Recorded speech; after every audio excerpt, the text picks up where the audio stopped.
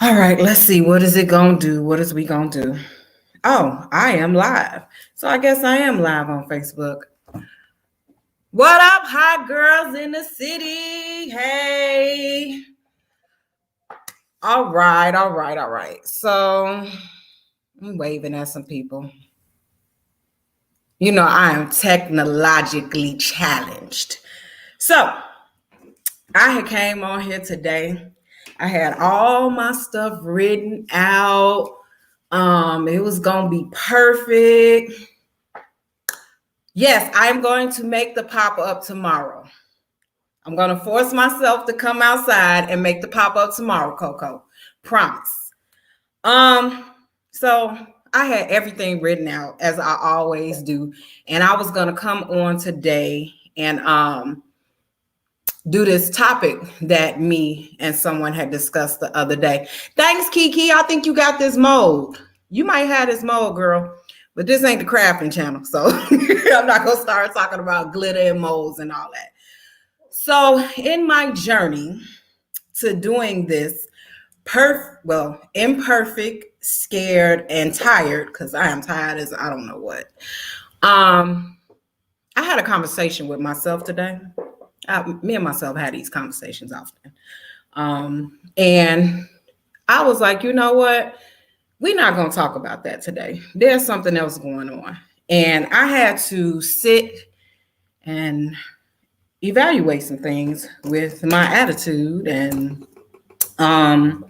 just other things that's, going on. So what I discovered is, well, as you see, the title is It's Okay to Not Be Okay.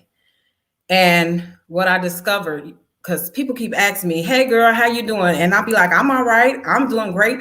I'm okay. We love to say, I'm okay. Even though we're not okay, we will smile and say we okay.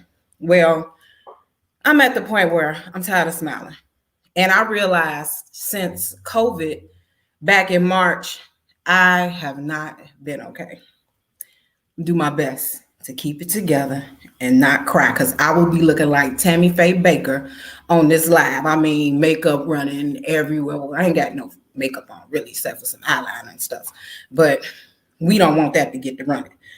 So, as most of you know, I had COVID back in March. And,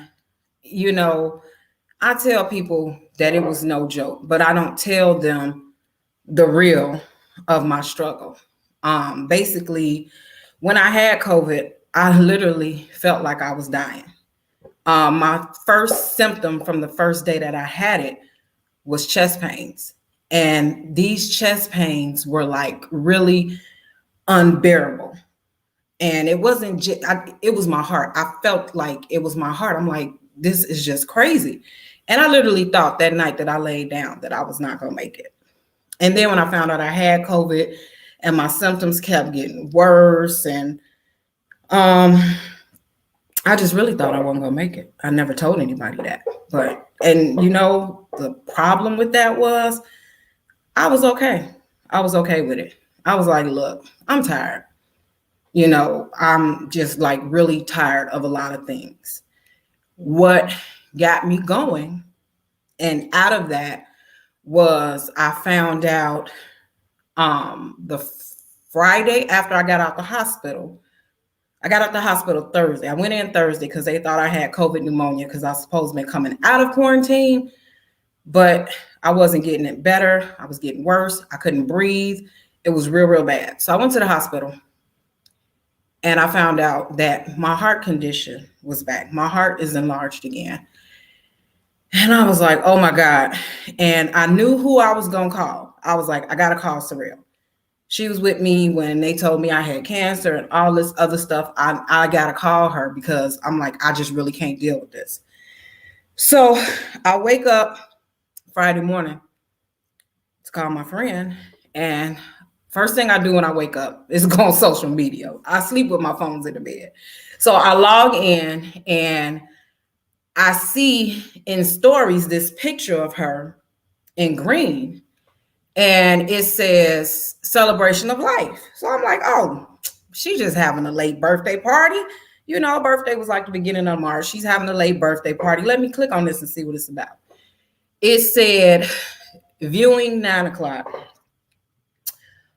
services 10 o'clock, and celebration of life at 1. When I tell y'all, I lost it. I literally lost it. I cried so hard that I couldn't breathe. And it got to the point where I had to make a choice. Either you gonna breathe or you gonna cry. Which one you gonna do? So I got myself together, but I didn't get myself together because I cried for days. But it was like I cried in spurts. Because when I got to the point where I couldn't breathe no more, I'm like, girl, you got to get it together. You can't cry. That ended up being my push, because I remember our last conversation and everything we talked about we were going to do and all of that. And she was like one of my biggest cheerleaders. You know, I can say I'm going to stand on the corner butt naked and sell bananas. And she will be like, make sure you have the best bananas. I mean, it's a joke. But she was really my support system. She called me Glitter. That was my nickname, affectionately Glitter with her. And, you know, I would just get random texts from her. Good morning on this lovely, beautiful day. It could be a rainy, gloomy day outside. And she would text me like, good morning. Are you enjoying this liquid sunshine? So anyway, let me make this long story short because my ADHD didn't kick in. I got myself together and I was like, okay, I got to do what I told her I was going to do, which was finish my book and start my podcast. That was our last conversation. She was like, you need to do it. Stop sitting around. Stop waiting. You need to do it. Okay, so that happens. Some stuff was already going on with my son that was kind of getting to me. My daughter is about to graduate high school and I can't be there. For those of you that know the story, you know why. Another friend of mine dies. Recently, someone else died that I knew. Then my cousin died a couple of weeks ago. And I'm just like in this place and I'm like, why am I feeling tired? Why don't I want to do anything? I know I go to bed early. I normally go to bed 9 or 10, but I've been getting sleepy like 6:30, 7 o'clock. And all I want to do is just lay down. I have no motivation to do nothing. And I realized that I'm not okay. You know, and a lot of people will be like, well, why you get on here and why you talk? Because there's a lot of us. Well, I meant to say, why you getting on here and why you talking about this?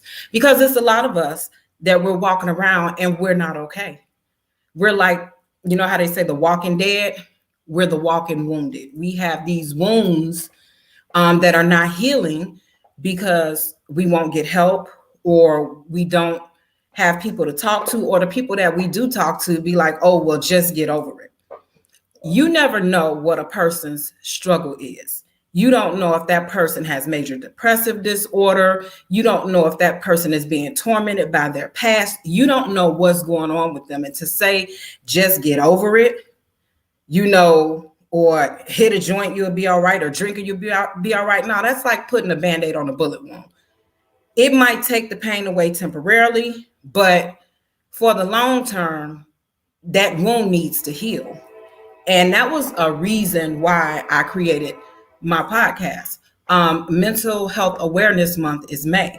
But this, I can't stand this train, y'all. This is something that goes, one second.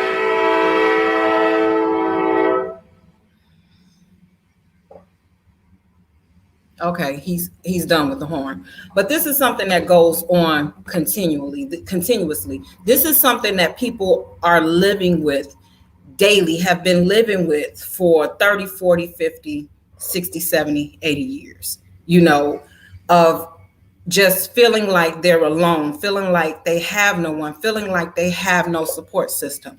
I struggle with this. And I was so upset when Sorrel passed away because I felt like she was the only one that got me and supported me. Like I could talk to her about real stuff. Never no judgment. We would have real conversations. We might not like what the other one have to say, but hey, that's your opinion. Okay, I take it in, eat the meat, spit out the bones, and move on. And so I felt like I lost my biggest cheerleader. But then I realized when I was thinking this morning, since her passing, I have met so many other people that are encouraging me and pushing me the way that she did. And some of these people I've never even met in person. I just met them over the internet. And some of these people I recently, met in person. And I'm just like, okay, you do have a support system. You do have those people motivating you, encouraging you, which is why I'm doing this video right now, Angel. But, so I just came on here to say that it's okay to not be okay. And it's okay to tell people you ain't okay. When they ask you how you doing, I ain't doing too good today. And if it's one of them people that know gonna be on that bullshiggity diggity talking about, well, click your heels 3 times and get over it. Just, don't even go into details with them, because people like that I want to strangle. Then I'd be locked up in Georgia. But I got paperwork. But anyway, yeah. So that's what I briefly came on here to talk about today. This was not gonna be the original topic. I had something else coming. And that was called, Why Would He Want to Come Home to You?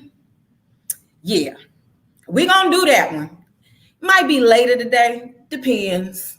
Got to see how this train is running, because I don't want no interruptions with that one. But yeah, this was a conversation that me and somebody was having the other day. And I realized a lot of people do not want to look in the mirror and look at themselves in relationships. I had to do that.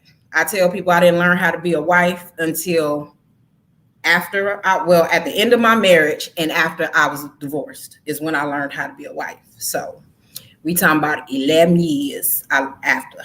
So anyway, that's all I came on here for today.